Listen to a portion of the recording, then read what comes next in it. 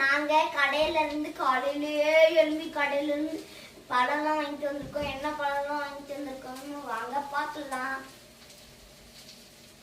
First apple, 3 apple, அப்புறம் 3 சீத்தாப்பழம், இங்க காமி சீத்தாப்பழத்தை.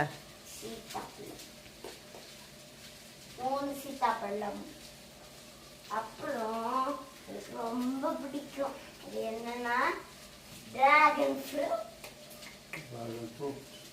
அப்புறம் மாவு.